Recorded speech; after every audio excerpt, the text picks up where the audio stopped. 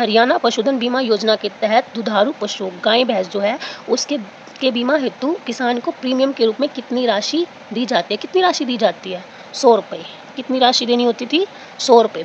योजना की शुरुआत में दुधारू पशु जैसे गाय है, भैंस है, ऊँट है आदि के जो 3 साल के बीमा के लिए किसानों को केवल 100 रुपये का प्रीमियम देना होता था, और जो अनुसूचित जाति के पशुपालक हैं वो पूरी तरह से निःशुल्क होते थे, उन्हें कोई पैसे नहीं देने होते थे। अगला प्रश्न है, गेहूं में कंडवा या अनावृत कंडुआ रोग किस कारण से होता है? तो ये होता है यूस्टेलागो न्यूडा, कवक का एक नाम है, उसके कारण से होता है। यह गेहूं की बालियों में दानों की जगह काला पाउडर बना देता है, ठीक है। इस कारण से इसे कंडवा या अनावृत कंडुआ रोग कहा जाता है, और ये बनाता कौन है? कवक बनाता है, ठीक है। अगला प्रश्न है, जमुना पारी किसकी एक प्रसिद्ध नस्ल है जो अपने बड़े आकार और तोते जैसी नाक के लिए जानी जाती है? तो इसका सही उत्तर है बकरी। अब मान लीजिए प्रश्न आ जाए कि जमुना पारी बकरी की एक नस्ल है, किंतु उसकी शारीरिक विशेषता क्या है? तो उसका उत्तर होगा जो अपने बड़े आकार और तोते जैसी नस्ल के लिए जानी जाती है। उसकी विशेषता है कि बड़े आकार की है और तोते जैसी नाक है उसकी। हरियाणा राज्य कृषि विपणन बोर्ड का मुख्य कार्य क्या है? इसका सही उत्तर है बी, कृषि मंडियों की स्थापना करना, उसका नियमन करना और अवसंरचना विकास करना। अगला प्रश्न है, मुर्रा भैंस के सींगों का आकार किस प्रकार का होता है? तो जी मुर्रा भैंस के जो सींगों का आकार होता है जलेबी की तरह कसकर मुड़े हुए इस आकार का होता है। जिस तरह की जलेबी होती है ना, गोल गोल गोल मोल, वैसी होती है। अगला प्रश्न है, समेकित कीट प्रबंधन में फेरोमोन ट्रैप का प्रयोग किस उद्देश्य से किया जाता है? तो इसका उत्तर है नर कीटों को आकर्षित कर नष्ट करने व कीट आबादी पर नजर रखने हेतु समेकित कीट प्रबंधन में जो फेरोमोन ट्रैप है इसका प्रयोग किया जाता है। अगला प्रश्न है, दुधारू पशुओं में किटोसिस रोग मुख्य रूप से किस कारण होता है? तो दुधारू पशुओं में जो किटोसिस रोग है कार्बोहाइड्रेट्स ऊर्जा के उपापचय में गड़बड़ी के कारण होता है। ये मुख्य रूप से कब होता है? ज़्यादातर जब पशुओं में ब्यात के शुरुआती हफ्ते होते हैं ना, तब ये रोग होता है। अगला प्रश्न है, हरियाणा के किस जिले में अमरूद उत्कृष्टता केंद्र है? ये तो सबको पता है, हरियाणा जी के पढ़ने वाले को। भुन्ना, फतेहाबाद। अमरूद उत्कृष्टता केंद्र का है भुन्ना, फतेहाबाद में है। और ये क्यों बनाया गया था? अमरूद की खेती को बढ़ावा देने और नई तकनीकों के प्रदर्शन हेतु। अगला प्रश्न है, हाँ जी, बरसीम चारे की बिजाई का सबसे उपयुक्त समय कौन सा माना जाता है? ऑलमोस्ट सबको पता होगा जो गाँव में रहते हैं, खेती करते हैं। इसका सही उत्तर है अक्टूबर नवंबर। क्या आएगा? अक्टूबर नवंबर। बरसीम जो है एक रबी की फसल है, इसलिए इसकी बुआई का सबसे उत्तम समय अक्टूबर से नवंबर की शुरुआत तक माना जाता है। हाँ जी, प्रश्न है, ऊंट के पैर की शारीरिक बनावट इसे रेतीले इलाकों में चलने में मदद करती है। ऊंट का गद्दीदार पैर किससे बना होता है? तो ये बना होता है जी वसायुक्त उत्तक से। किसे बना होता है? वसायुक्त उत्तक से। अगला प्रश्न है, हरियाणा में पंडित दीनदयाल उपाध्याय उन्नत कृषि शिक्षा योजना का मुख्य उद्देश्य क्या है? तो इसका मुख्य उद्देश्य है कृषि में उच्च शिक्षा व जैविक खेती के प्रति युवाओं को जागरूक करना। क्या है उद्देश्य? कृषि में उच्च शिक्षा व जैविक खेती के प्रति युवाओं को जागरूक करना। अगला प्रश्न है, मुर्गी के आहार में कैल्शियम की कमी से क्या दुष्परिणाम होते हैं? तो इससे अंडों का छिलका पतला या कमजोर हो जाता है, जिससे अंडा आसानी से टूट सकता है। अगला प्रश्न है, धान का खैरा रोग किस सूक्ष्म तत्व की कमी से होता है? तो यह होता है जिंक की कमी से। किसकी कमी से होता है? जिंक की कमी से। इसमें पौधों की जो पत्तियां हैं पीली भूरी रंग की हो जाती हैं और पौधे का विकास रुक जाता है। अगला प्रश्न है, साइलेज को गड्ढे से में दबाते समय उसे अच्छी तरह से क्यों दबाया जाता है? तो वो इसलिए दबाया जाता है हवा ऑक्सीजन को बाहर निकालने के लिए, ताकि अवायवीय किण्वन हो सके। अगर ऑक्सीजन अंदर रह जाएगी तो अवायवीय किण्वन अच्छी तरह से नहीं हो जाएगा और चारा खराब हो जाएगा। तो चारा को खराब होने से बचाने के लिए ऑक्सीजन को बाहर अच्छी तरह से निकाला जाता है, ताकि किण्वन अच्छी प्रकार से हो सके। हाँ जी, अगला प्रश्न है, हरियाणा में किस नहर के द्वारा रोहतक, झज्जर और भिवानी जिलों में के शुष्क क्षेत्रों में सिंचाई की जाती है? तो इसका सही उत्तर है जवाहरलाल नेहरू लिफ्ट नहर। क्या उत्तर है? जवाहरलाल नेहरू लिफ्ट नहर। अगला प्रश्न है, पशुओं के शरीर में थर्मोरेगुलेशन तापमान नियंत्रण में कौन सा अंग महत्वपूर्ण भूमिका निभाता है, विशेषकर गाय भैंस में जीभ या पसीने की ग्रंथियों के माध्यम से? तो इसका सही उत्तर है त्वचा और श्वसन तंत्र। यह उत्तर है त्वचा और श्वसन तंत्र। अगला प्रश्न है, हरियाणवी गाय के नर बैल मुख्य रूप से किस काम के लिए प्रसिद्ध माने जाते हैं? हरियाणवी गाय के जो नर बैल हैं मुख्य रूप से किस लिए प्रसिद्ध माने जाते हैं? तो ये माने जाते हैं प्रसिद्ध खेती के काम और भारी बोझा ढोने के लिए। किस काम आते हैं? खेती के कार्य और भारी बोझा ढोने के लिए। अगला प्रश्न है, कपास की फसल के लिए सबसे उपयुक्त मिट्टी कौन सी मानी जाती है? ये तो पता होगा, छोटे बच्चों को भी बहुत पढ़ाया जाता है। काली मिट्टी, मध्यम दोमट मिट्टी। कौन सी? काली मिट्टी, मध्यम दोमट मिट्टी। अगला प्रश्न है, पशुओं में एंथ्रेक्स रोग से मृत पशु का शव का पोस्टमार्टम क्यों नहीं किया जाना चाहिए? तो इसका सही उत्तर है क्योंकि इसके बीजाणु हवा के संपर्क में आकर पर्यावरण और इंसानों के घातक संक्रमण फैला सकते हैं। तो इसका सही उत्तर है, पशुओं में जो एंथ्रेक्स रोग है उससे मृत पशु का शव का पोस्टमार्टम क्यों नहीं किया जाता? क्योंकि जो उसके बीजाणु है हवा के संपर्क में आ जाते हैं, जो पर्यावरण और मानव के लिए घातक हो सकते हैं, क्योंकि वो घातक संक्रमण फैला सकते हैं। अगला प्रश्न है, CCSHU हिसार की स्थापना 2 फरवरी 1970 को हुई। इसके पहले कुलपति का नाम बताइए। तो इसके पहले कुलपति का नाम है AL फ्लेचर। क्या नाम है? AL Fletcher. याद रखेंगे, CCHHU हिसार की स्थापना कब हुई थी? 2 फरवरी 1970। इसकी फुल फॉर्म मुझे कमेंट बॉक्स में बताइएगा आप। अगला प्रश्न है, रबी की फसलों की बिजाई आमतौर पर किस अवधि में की जाती है? किस अवधि में की जाती है? तो इसका सही उत्तर है अक्टूबर नवंबर। किस में की जाती है? अक्टूबर नवंबर। रबी की फसल कौन कौन सी होती है? गेहूं, जौ, चना, सरसों। ठीक है, और कब बुआई होती है? अक्टूबर नवंबर में। अगला प्रश्न है, नर पशुओं में बांझपन का एक मुख्य कारण क्या हो सकता है? नर पशुओं में बांझपन का मुख्य कारण क्या हो सकता है? तो इसका सही उत्तर है वृषण का सही विकास न होना या वीर्य में शुक्राणुओं की कमी होना। अगला प्रश्न है, हरियाणा के किस जिले में जैविक भोजन बाजार स्थापित करने की पहल की गई थी? तो इसका सही उत्तर आएगा गुरुग्राम। क्या उत्तर है? गुरुग्राम। अगला प्रश्न है, भैंस के दूध का रंग गाय के दूध की तुलना में अधिक सफ़ेद होता है। क्यों होता है? क्योंकि उसमें कैरोटीन पूरी तरह से विटामिन ए में परिवर्तित हो जाता है। क्यों सफ़ेद ज़्यादा होता है? क्योंकि कैरोटीन पूरी तरह से विटामिन ए में परिवर्तित हो जाता है। अगला प्रश्न है, मक्का की फसल में तनाव छेदक कीट का नियंत्रण करने के लिए किस जैविक कीट का प्रयोग किया जाता है?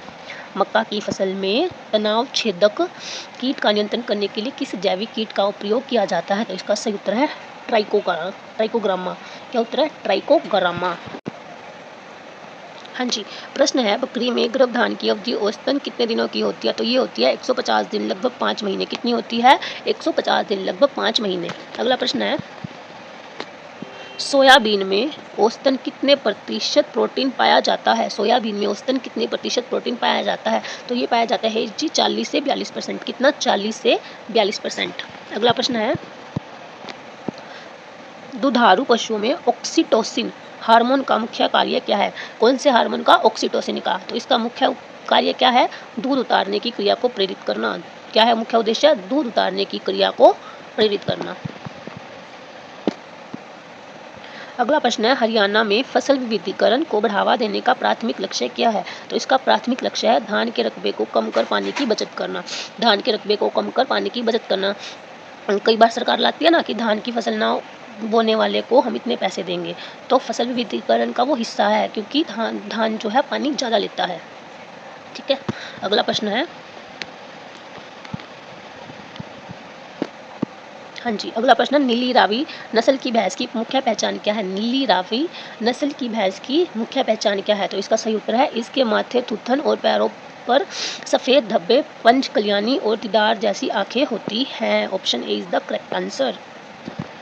अगला प्रश्न है, कृषि में जिप्सम का प्रयोग मुख्य रूप से किस प्रकार की मिट्टी के सुधार हेतु किया जाता है? कृषि में जिप्सम का प्रयोग मुख्य रूप से किस प्रकार की मिट्टी के सुधार हेतु किया जाता है? तो इसका सही उत्तर है क्षारीय एवं सोडिक मिट्टी। क्या आंसर है? क्षारीय एवं सोडिया मिट्टी। अगला प्रश्न है, हाँ जी, प्रश्न है, भेड़ की नाली नस्ल हरियाणा के किन जिलों में मुख्य रूप से पाई जाती है? तो जी पाई जाती है हिसार, सिरसा और फतेहाबाद में। कहाँ पाई जाती है? हिसार, सिरसा और फतेहाबाद में। अगला प्रश्न है, सफ़ेद मक्खी किस फसल में लीफ कर्ल वायरस फैलाने का कार्य करती है? किस फसल में करती है? कपास और टमाटर में। कपास और टमाटर में। अब क्वेश्चन ये आ जाए कि सफ़ेद मक्खी कौन सा वायरस फैलाती है, तो लीफ कर्ल। कौन सा वायरस फैलाती है? Leaf curl. और किस में फैलाती है? कपास और टमाटर में। अगला प्रश्न है, पशुओं में रेडर पेस्ट मवेशी प्लेग रोग किसके कारण होता है, जिसे अब वैश्विक रूप से उन्मूलित घोषित कर दिया गया है? तो वो होता है मोरबीली वायरस। किससे होता है? मोरबीली वायरस के कारण। अगला प्रश्न है, हरियाणा में केंद्रीय क्षेत्र योजना के तहत किस स्थान पर मत्स्य किसान प्रशिक्षण केंद्र स्थापित है? हरियाणा में केंद्रीय क्षेत्र योजना के तहत किस स्थान पर मत्स्य किसान प्रशिक्षण केंद्र स्थापित किया गया है? तो कहाँ पे किया गया? करनाल पर। करनाल में। कहाँ किया गया है? करनाल में। अगला प्रश्न है, टैटूइंग की प्रक्रिया पशुओं में मुख्य रूप से किस उद्देश्य के लिए की जाती है? टैटूइंग की प्रक्रिया पशुओं में मुख्य रूप से किस उद्देश्य के लिए की जाती है? स्थायी पहचान के लिए, अंकन हेतु। स्थायी पहचान में अंकन हेतु। अगला प्रश्न है, सूरजमुखी किस प्रकार की फसल की श्रेणी में आता है? सूरजमुखी किस प्रकार की फसल की श्रेणी में आता है? तो ये आता है तिलहनी फसल। किस में आता है? तिलहनी फसल। अगला प्रश्न है, पशुओं के शरीर में फास्फोरस की कमी होने पर वे अखाद्य वस्तुएं जैसे हड्डी, प्लास्टिक, मिट्टी खाने लगते हैं। इस स्थिति को क्या कहा जाता है? पशुओं के शरीर में जब फास्फोरस की कमी हो जाती है तो वो हड्डी, प्लास्टिक, मिट्टी खाने लगते हैं। इस स्थिति को क्या कहा जाता है? पाइका। क्या कहा जाता है जी? पाइका। अगला प्रश्न है, हरियाणा कृषि विश्वविद्यालय का नाम भारत के किस पूर्व प्रधानमंत्री के नाम पर रखा गया है? हरियाणा कृषि विश्वविद्यालय का नाम भारत के किस पूर्व प्रधानमंत्री के नाम पर रखा गया है? चौधरी चरण सिंह। किसके नाम पर रखा गया है? चौधरी चरण सिंह। अभी मैंने थोड़ी देर पहले एक क्वेश्चन भी कराया था, तो बताइए CCSHU की स्थापना कौन से जिले में की गई है? अगला प्रश्न है, मुर्गी के शरीर का सामान्य तापमान लगभग कितना होता है? मुर्गी के शरीर का सामान्य तापमान कितना होता है? तो ये होता है 107 डिग्री फ़ारेनहाइट। कितना होता है? 107 डिग्री फ़ारेनहाइट, या फिर लगभग 41.7 डिग्री सेल्सियस, या फिर 41.7 डिग्री सेल्सियस। अगला प्रश्न है, हरियाणा के शुष्क क्षेत्रों में ड्रिप सिंचाई के साथ उर्वरक देने की तकनीक क्या कहलाती है? हरियाणा के शुष्क क्षेत्रों में ड्रिप सिंचाई के साथ उर्वरक देने की तकनीक क्या कहलाती है? ये कहलाती है जी फर्टिगेशन। क्या कहलाती है? फर्टिगेशन। अगला प्रश्न है, साहिवाल गाय के दूध में वसा का औसतन प्रतिशत कितना होता है? साहिवाल गाय के दूध में वसा का औसतन प्रतिशत कितना होता है? तो ये होता है 4.5 से 5%। कितना होता है? 4.5 से 5%। अगला प्रश्न है, चना की फसल में शीर्ष कर्तन ऊपरी कलियों को तोड़ना क्यों किया जाता है? चना की फसल में शीर्ष कर्तन क्यों किया जाता है? तो ये किया जाता है पौधों की ऊंचाई रोकने और अत्यधिक शाखाएं निकालने हेतु। क्यों किया जाता है? पौधे की ऊंचाई रोकने और अत्यधिक शाखाएं निकालने हेतु। अगला प्रश्न है,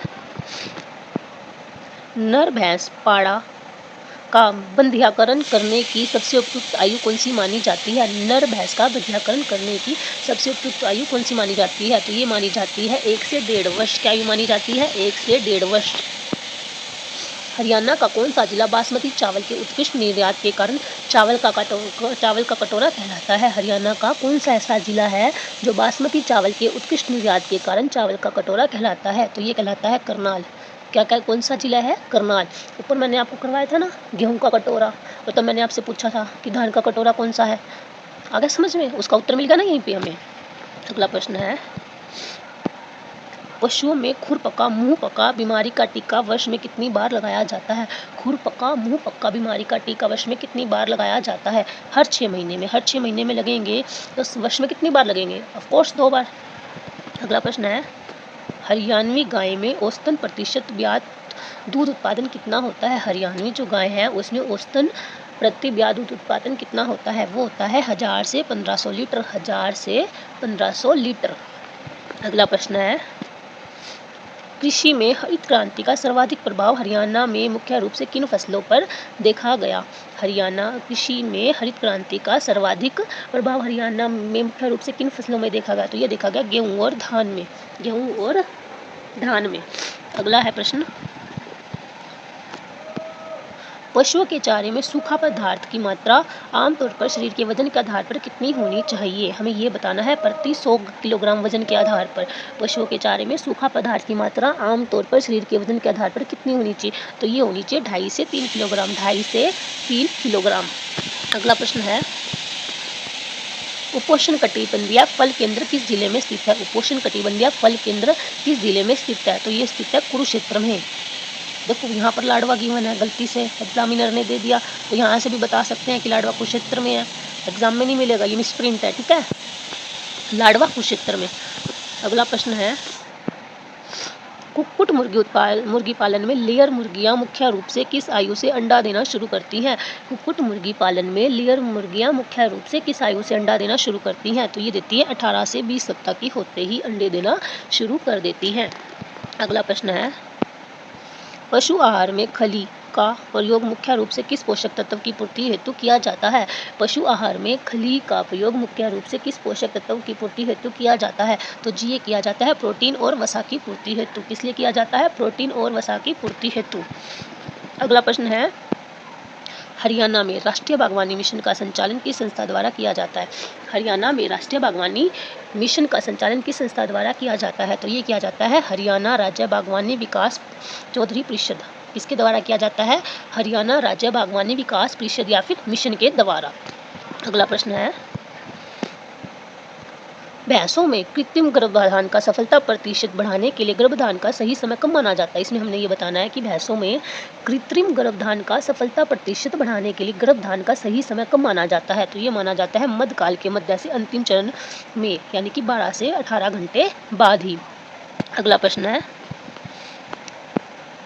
देशी कपास के बिनोले का वजन अमेरिकन कपास की तुलना में कैसा होता है? देशी कपास के बिनोले का वजन अमेरिकन कपास की तुलना में कैसा होता है? तो कैसा होता है जी? छोटा या हल्का? कैसा होता है? छोटा या हल्का? अगला प्रश्न है, दुधारू पशु में जेर न गिरना की समस्या यदि प्रसव के कितने घंटे बाद तक बनी रहे तो इसे असामान्य माना जाता है? तो ये होता है 8 से 12 घंटे या अत्यधिक 8 से 12 घंटे या इससे भी ज़्यादा। अगला प्रश्न है, हरियाणा के किस जिले में पशु चिकित्सा टीका संस्थान स्थापित है? हरियाणा के किस जिले में पशु चिकित्सा टीका संस्थान स्थापित है? तो ये है हिसार में। कहाँ पर है? हिसार में। हाँ जी। प्रश्न है, जीरो बजट प्राकृतिक खेती के जनक कौन कौन माने जाते हैं जिनकी तर्ज पर हरियाणा में प्रशिक्षण शिविर आयोजित किए जा रहे हैं? तो इसका सही उत्तर है सुभाष पालेकर। क्या है सही उत्तर? सुभाष पालेकर। अगला प्रश्न है, हाँ जी, अगला प्रश्न है, पशुओं के पेट के रुमेन भाग में सूक्ष्म जीवों का मुख्य कार्य क्या है? तो क्या है? सेलुलोज का किण्वन और पाचन करना। पशु के पेट में के रुमन भाग में सूक्ष्म जीवों का मुख्य कार्य क्या है? सेलुलोज, चारे के रेशे का किण्वन और पाचन करना। अगला प्रश्न है, जौ की फसल का प्रयोग किस उद्योग में मुख्य रूप से कच्चे माल के रूप में किया जाता है? जौ या बार्ले की फसल का प्रयोग किस उद्योग में मुख्य रूप से कच्चे माल के रूप में किया जाता है? तो इसका उत्तर मध्य निर्माण या ब्रीवरी माल्ट इंडस्ट्री में। अगला प्रश्न है, भैंस की नस्ल जाफराबादी की मूल उत्पत्ति क्षेत्र कौन सा है? भैंस की फसल जाफराबादी का मूल उत्पत्ति क्षेत्र कौन सा है? तो इसका सही उत्तर है गुजरात, काठियावाड़, गिर के जंगल। अगला प्रश्न है, मृदा में ह्यूमस की उपस्थिति में मिट्टी की कौन सी क्षमता बढ़ती है? मृदा में ह्यूमस की उपस्थिति से मिट्टी की कौन सी क्षमता बढ़ती है? तो कौन सी क्षमता बढ़ती है? जल धारण क्षमता एवं उर्वरता। क्या होता है? जल धारण क्षमता एवं उर्वरता। अगला प्रश्न है, दुधारू पशु में थनैला रोग का मुख्य कारक कौन सा जीवाणु है? दुधारू पशु में थनैला रोग का मुख्य कारक कौन सा जीवाणु है? तो ये है स्टेफाइलोकोकस ऑरियस या streptococcus agalactiae. Option is the correct answer. अगला प्रश्न है, हरियाणा में गेहूं अनुसंधान संस्थान कहाँ स्थित है? हरियाणा में गेहूं अनुसंधान संस्थान कहाँ स्थित है? तो इसका सही उत्तर है करनाल। क्या है सही उत्तर? करनाल। अगला प्रश्न है, सुअर पालन में मादा सुअर का गर्भावधि काल कितना होता है? सुअर पालन में मादा सुअर का गर्भावधि काल कितना होता है? 3 महीने, 3 सप्ताह, 3 दिन, लगभग 114 दिन। आसान करना कितना आसान है? 3 3 3। अगला प्रश्न है, बाजरा किस प्रकार का पौधा है? बाजरा किस प्रकार का पौधा है? C4 प्रकार का पौधा है।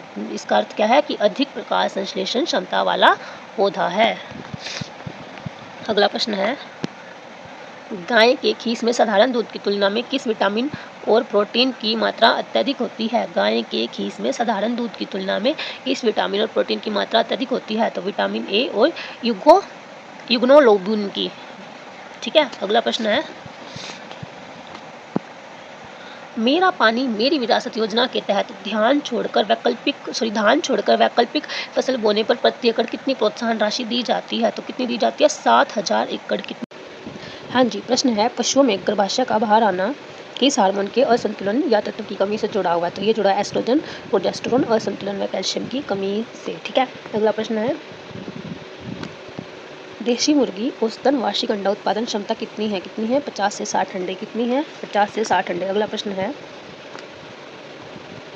सरसों की खली में करवाहट या तीखापन किस यौगिक के कारण होता है? तो ये होता है ग्लूकोसिनोलेट्स के कारण। किसके कारण? ग्लूकोसिनोलेट्स के कारण। अगला प्रश्न है, हरियाणा पशुधन विकास बोर्ड द्वारा संचालित एकीकृत पशुधन विकास केंद्र का मुख्य कार्य क्या है? तो इसका मुख्य कार्य है नस्ल सुधार, कृत्रिम गर्भाधान और घर द्वार पशु चिकित्सा सेवा। अगला प्रश्न है, कृषि योग्य भूमि में पोटाश की उपलब्धता पौधों में किस क्षमता को बढ़ाती है? तो ये बढ़ाती है रोग प्रतिरोधी क्षमता एवं सूखा सहन करने की क्षमता को। अगला प्रश्न है, बकरी की मारवाड़ी नस्ल की मुख्य विशेषता क्या है?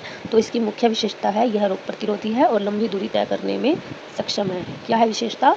यह रोग प्रतिरोधी है और लंबी दूरी तय करने में सक्षम है। अगला प्रश्न है, central institute for research on buffalo Hisar का उप परिसर भारत के किस अन्य राज्य में स्थित है? तो ये है नाभा पंजाब में। कहाँ है? नाभा पंजाब में। हाँ जी। प्रश्न है, गेहूं के मामा नामक खरपतवार के नियंत्रण के लिए किस शाकनाशी का प्रयोग किया जाता है? तो ये किया जाता है आइसोपोट्रोन, सल्फोसल्फ्यूरोन और क्लोडिनोफोप। ठीक है। अगला प्रश्न है,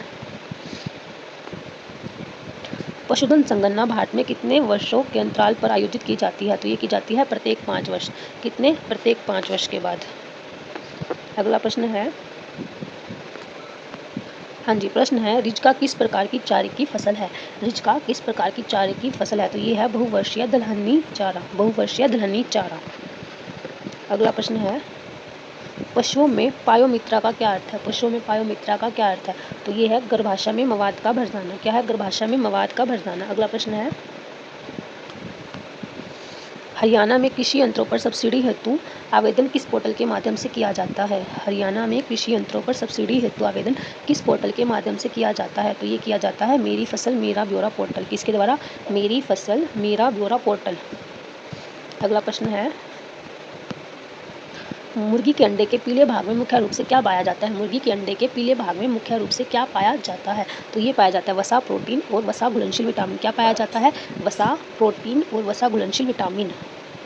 अगला प्रश्न है, कपास की फसल में सीड कॉटन, कपास और बिनोला से रेशा अलग करने की प्रक्रिया क्या कहलाती है? तो ये कहलाती है गिनिंग। तो इसका सही उत्तर क्या है? गिनिंग और टाई। अगला प्रश्न है, दुधारू पशुओं के आहार में सांद्र आहार में रेशा का प्रतिशत कितना होता है? तो कितना होता है? 18% से कम। कितना होता है? रेशा 18% से कम। अगला प्रश्न है, हरियाणा में सबसे अधिक सिंचाई किस साधन द्वारा की जाती है? हरियाणा में सबसे अधिक सिंचाई किसके द्वारा की जाती है? कुओं और नलकूपों द्वारा। किससे की जाती है? कुओं एवं नलकूपों के द्वारा। अगला प्रश्न है, बकरियों का प्लेग किस प्रकार का रोग है? बकरियों का प्लेग किस प्रकार का रोग है? तो यह विषाणुजनित वायरल डिसीज। किस प्रकार का रोग है? विषाणुजनित वायरल डिसीज। अगला प्रश्न है, हाँ जी। अगला प्रश्न है, CCS हरियाणा कृषि विश्वविद्यालय द्वारा प्रकाशित कृषि पत्रिका का क्या नाम है? तो इसका नाम है हरियाणा खेती। क्या नाम है? हरियाणा खेती। अगला प्रश्न है, गाय के गर्भाशय के किस भाग में भ्रूण का रोपण होता है? गाय के गर्भाशय के किस भाग में भ्रूण का रोपण होता है? तो ये होता है गर्भाशय के सींग में। किसमें होता है? गर्भाशय के सींग में। अगला प्रश्न है, धान की सीधी बजाई तकनीक को बढ़ावा देने के लिए हरियाणा सरकार प्रति एकड़ कितना अनुदान करती है? कितना करती है? 4000 एकड़। कितना करती है? 4000 एकड़। अगला प्रश्न है, पशुओं में ब्रूसलोसिस रोग का मुख्य लक्षण क्या है? क्या है? का मुख्य लक्षण क्या है? गर्भावस्था के अंतिम तिमाही में गर्भपात होना। गर्भावस्था के अंतिम तिमाही में गर्भपात होना। अगला प्रश्न है, सोयाबीन किस कुल का पौधा है? सोयाबीन किस कुल का पौधा है? तो यह फैबेसी लेगुमिनोसी। किसका? फैबेसी लेगुमिनोसी कुल का पौधा है। अगला प्रश्न है, दुधारू पशु को प्रति 2.5 से 3 लीटर दूध उत्पादन पर कितना किलोग्राम सांद्र आहार देना आवश्यक माना जाता है? तो ये माना जाता है 1 किलोग्राम। कितना? 1 किलोग्राम। अगला प्रश्न है, हरियाणा में मृदा क्षरण में से सर्वाधिक प्रभावित क्षेत्र कौन सा है? हरियाणा में मृदा क्षरण से सर्वाधिक प्रभावित क्षेत्र कौन सा है? तो यह है शिवालिक की पहाड़ियाँ, उत्तर पूर्व एवं दक्षिणी रेतीले टीले। अगला प्रश्न है, गाय में गर्भाधान हेतु सर्वोत्तम तकनीक में वीर्य को गर्भाशय के किस स्थान पर छोड़ा जाता है? तो ये छोड़ा जाता है बॉडी ऑफ यूटेरस या फिर सर्विक्स के आंतरिक मुहाने पर। अगला प्रश्न है, मधुमक्खी के छत्ते में रानी मक्खी का मुख्य कार्य क्या होता है? मधुमक्खी के छत्ते में रानी मक्खी का मुख्य कार्य क्या होता है? तो क्या होता है जी? केवल अंडे देना। अगला प्रश्न है,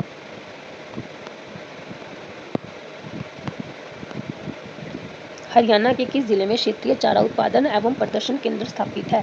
हरियाणा के किस जिले में क्षेत्रीय चारा उत्पादन एवं प्रदर्शन केंद्र स्थापित है? तो ये कहाँ पर स्थापित है? हिसार में। कहाँ पर है? हिसार में।